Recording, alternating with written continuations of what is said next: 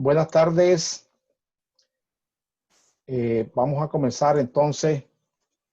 Gracias por participar en esta breve presentación sobre el tema de Income Tax. Esto es únicamente una introducción, es un tema bien amplio y para tratar de mantenerlo conciso pues, y preciso, hemos preparado con la ayuda de Claudia una presentación en PowerPoint que esperamos que nos sea útil a todos. Y luego esta presentación se la voy a hacer llegar a ustedes para que pues, puedan también analizarla con calma. ¿Qué es el impuesto sobre la renta? El impuesto sobre la renta es un tipo de impuesto que los gobiernos imponen sobre los ingresos generados por empresas e individuos dentro de su jurisdicción. Esto quiere decir de que cualquiera que sea el país donde uno viva, uno está sujeto a la imposición de impuestos por el gobierno que rige en ese país, llámese México, Nicaragua, Estados Unidos. Renta tiene que ver con todo lo que uno gana. Luego, pues hay diferentes conceptos de lo que puede ser renta, pero generalmente se puede entender para las personas naturales como nosotros, los sueldos, los salarios u otras formas de compensación cuando uno es trabajador por cuenta propia, que ya es tema un poquito más específico. Y por ley, los contribuyentes deben presentar una declaración de impuestos sobre el ingreso, sobre la renta anualmente para determinar sus obligaciones tributarias. Esto es para saber si se le debe al gobierno, ¿verdad? Lógicamente, la creencia común, bueno, en el caso de los Estados Unidos, la expectativa es no deberle al gobierno, sino más bien uno tener la esperanza de que el gobierno le deba a uno. O sea, que uno durante el año haya ido pagando sus impuestos por las deducciones que le hacen en un trabajo y que al final del año lo que a uno le hayan quitado sea superior al impuesto que a uno le corresponde según su situación familiar. Entonces, esa es la esperanza, pero no siempre es el caso, pues, ¿verdad? O sea, en un año uno puede resultar pagando, en otro año uno recibe un reembolso. Depende, pues, de cada año porque la situación particular de uno es muy distinta por cada año, ¿verdad? Luego, como decía, como esta es una cuestión introductoria, quiero referirme a los dos aspectos centrales que tiene que ver con las obligaciones tributarias de uno. Uno es la preparación de impuestos y otro es la planificación fiscal o planificación de impuestos.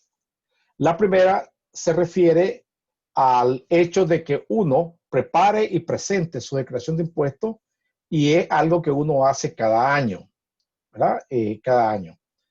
Y el objetivo es asegurarse de que esa declaración cumpla con las leyes federales y estatales, las cuales están sujetas a cambio. O sea que uno tiene que estar pendiente porque los cambios en la ley pueden afectarlo a uno, ya sea porque vaya a pagar más impuestos o porque le presenten a uno la oportunidad de beneficiarse de algunos créditos fiscales que a uno le ayuden en su responsabilidad con el gobierno.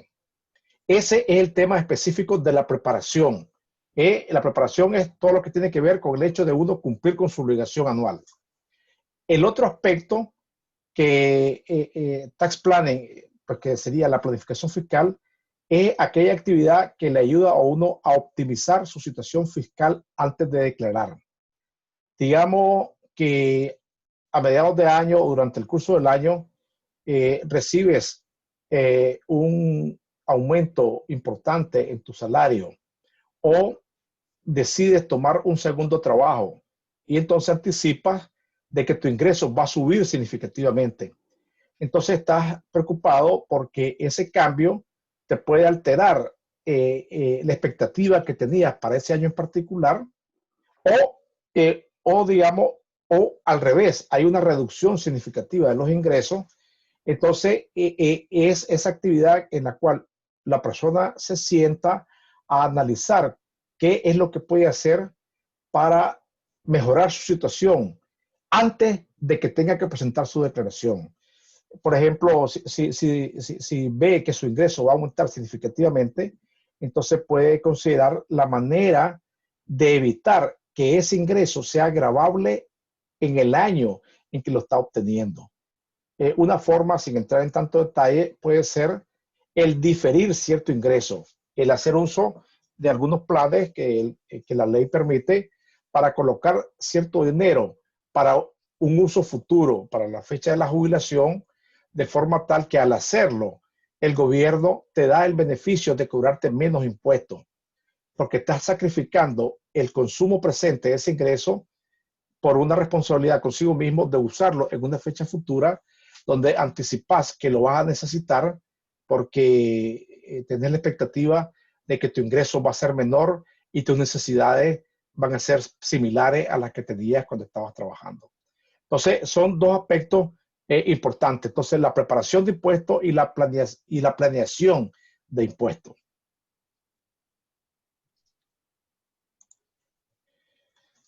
Todos nos preguntamos, ¿tengo que declarar impuestos? Bueno, la pregunta es válida para cualquier persona que viva en un país.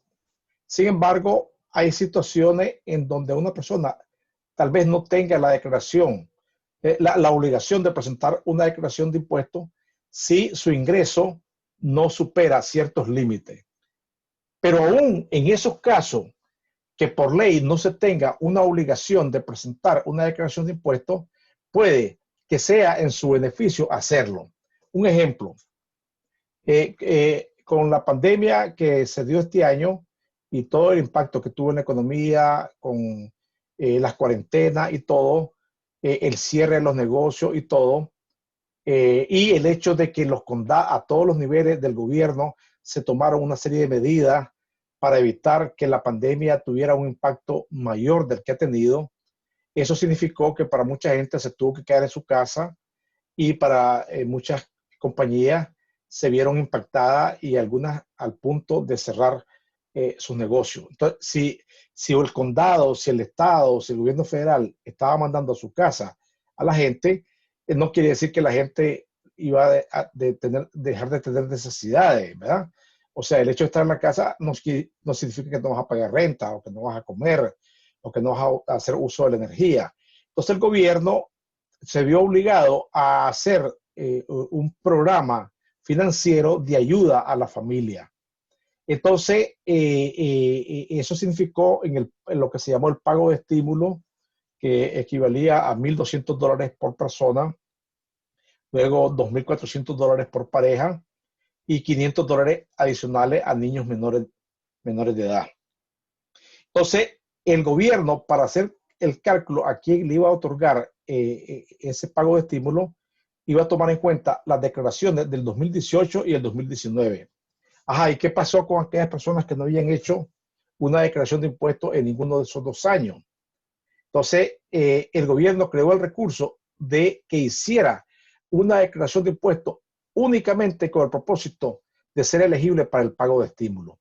Entonces, cualquiera que sea la situación, aunque no se tenga la expectativa de tener una obligación de presentar una declaración de impuestos, es importante revisar si es conveniencia de la persona hacerlo, como en realidad ha sido el caso. Esas declaraciones últimas a las que hago referencia para el pago de estímulo era prácticamente sin ningún número, pues.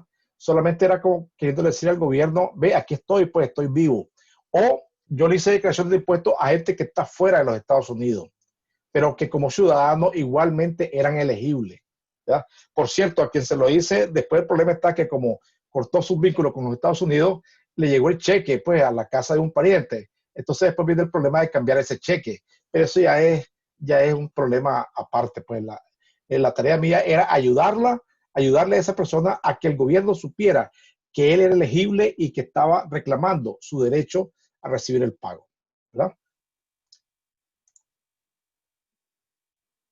preparando su declaración de impuestos por primera vez. Yo lo hago en una forma como de pregunta o de reflexión. No necesariamente es para quienes van a presentar impuestos por primera vez, pero sí que por primera vez lo van a intentar hacer su propia declaración de impuestos. O sea, puede haber personas que han presentado su declaración de impuestos por año, pero nunca lo han hecho solo. Entonces, aquí me estoy refiriendo a cualquier persona. Yo, por ejemplo, me acuerdo yo pues tengo la circunstancia con los tres de ustedes de sus tres primeras declaraciones de impuestos, pues, ¿verdad? Creo que en los tres casos de ustedes comenzaron con el pie derecho, recibiendo un reembolso, pero no siempre ese es el caso.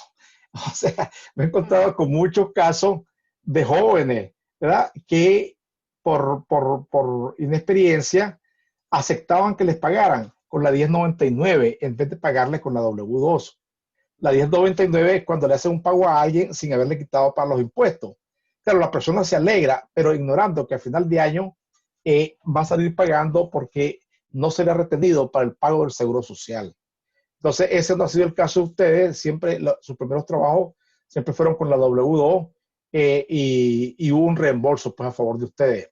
De hecho, es bonito la primera declaración de impuestos, laminarla, emplasticarla y dejarla como un recuerdo, pues, ¿verdad?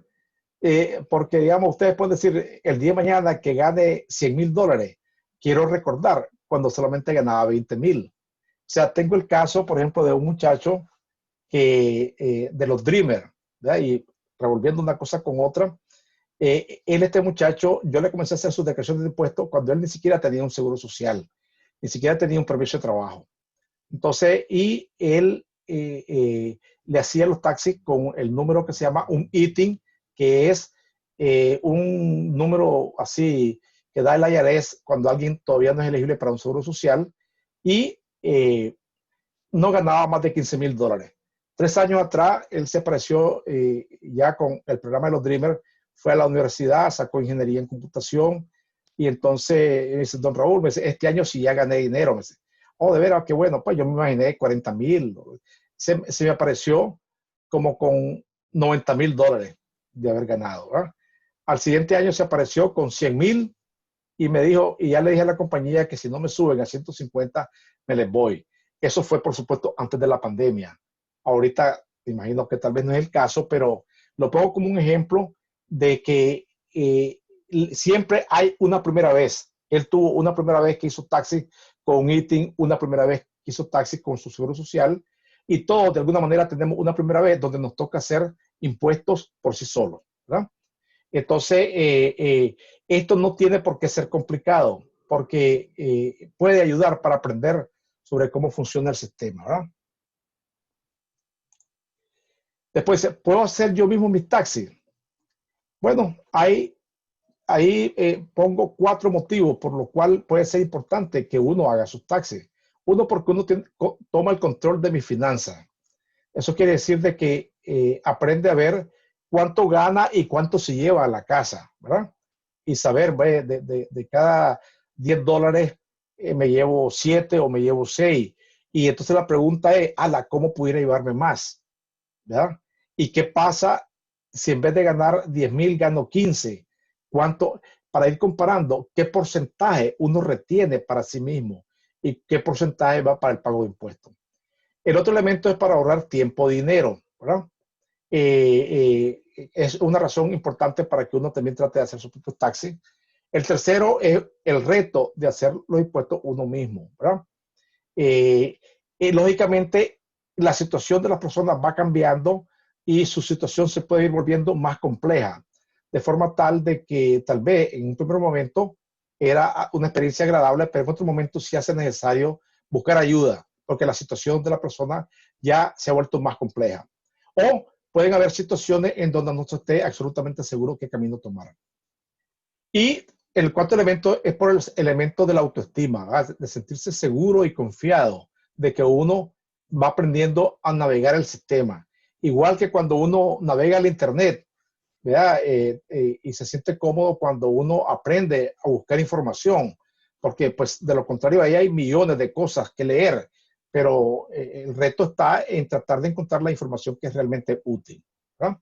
Entonces, para hacer uno sus taxis, el gobierno trata de facilitar ese proceso y uno se pregunta, ¿dónde obtengo información para preparar mis impuestos? Cada año, el gobierno publica una guía tributaria para las personas físicas que se llama la publicación 17.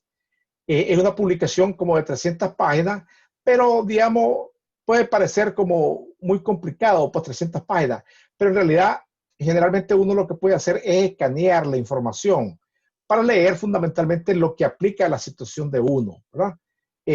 No siempre va a ser necesario, pero es importante tener el recurso donde obtener información confiable, porque de lo contrario, si se van por la televisión, por la radio, por lo que sea, la información es muy general, ¿verdad?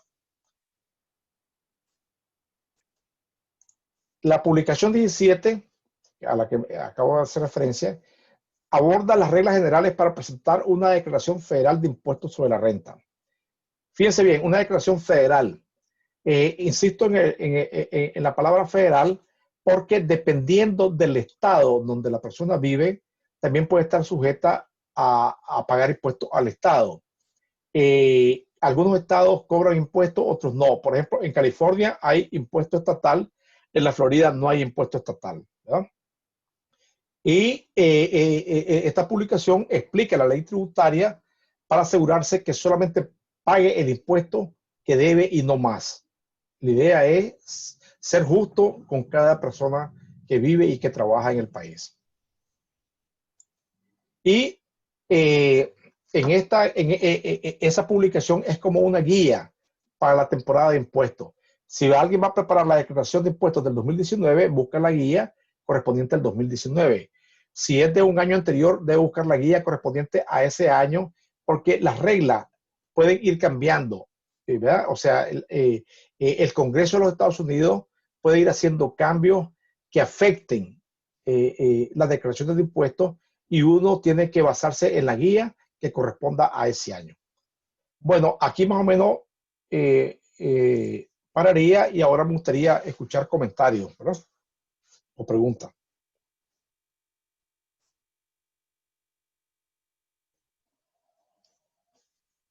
Por ahora no tengo. Claudia, tu micrófono. Claudia, no se te escucha. No te escuchamos.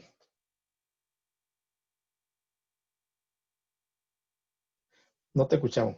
Ulises, Sí, sí, ¿tienes su micrófono? Ahora sí. Susana, algo activo. tu micrófono. Ahora Sí, sí. lo tengo puesto, pero por ahora no tengo ningún. Ok. Ulises, Jessica.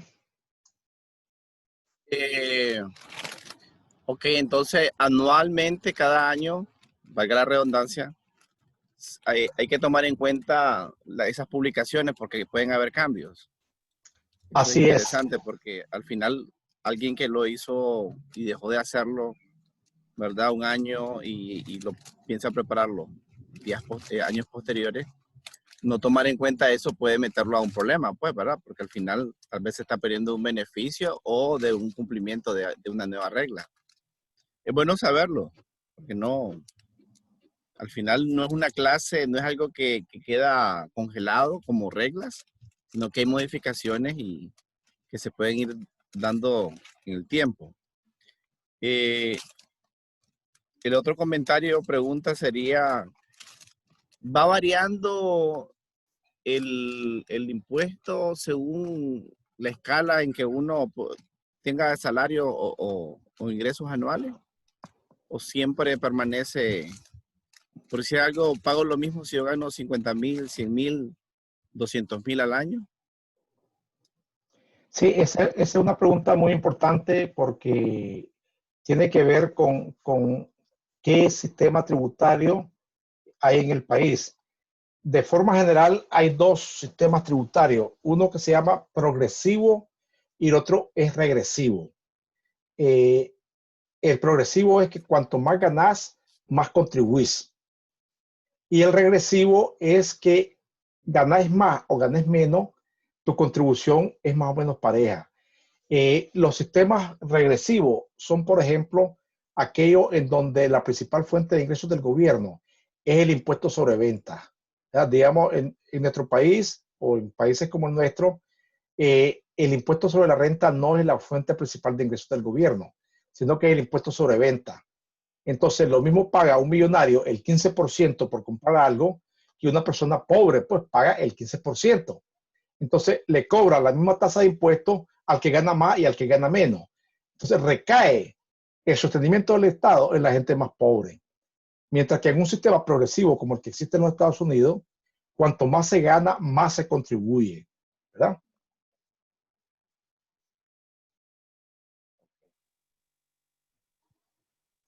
¿Algún otro comentario o pregunta?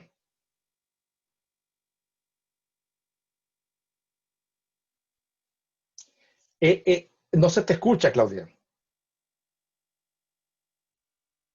Es que no se te escucha. Mandó un mensaje ahí diciendo que no sabe qué pasa con el audio. No, ok. Vamos a quitar la presentación. Ok. Ahí mandó un mensaje ahí, entonces. Que no sabe qué pasa no sé qué pasa con el audio. Ok, está bien. Bueno, entonces, más o menos esa era la parte introductoria. Ahora, ¿por qué quise hacer esta introducción de forma breve? Porque en esto de los taxis, uno puede tener interés en aprender para necesidades personales, para los taxis de uno. U otro, si quiere aprender para hacerlo como una actividad de ingreso extra, para ayudarle a otro a hacer sus declaraciones de impuestos. O sea, ahí, de forma general, pudiera decir lo siguiente. Además de uno hacer su propia declaración de impuestos, uno le puede ayudar a cualquiera a hacer su declaración de impuestos. O sea, si por ejemplo, si Donald Trump se le ocurre llamar a la Susana para que le eche una manito con sus taxis, no hay ningún problema. Pues. Ni quiera Dios. Lo único que Susana le puede decir, yo con gusto le ayudo, señor presidente, pero lamentablemente no le puedo cobrar por mi servicio porque no estoy registrada como preparadora o algo. Entonces, Susana le ayuda para que el hombre se defienda, pagar menos impuestos, ¿verdad? Pero no le cobra porque no va a firmar como que ella es la responsable de esa declaración de impuestos, ¿verdad? Entonces, para aprender a hacer para uno, las publicaciones están ahí o cursos como este en donde hay un intercambio de experiencia.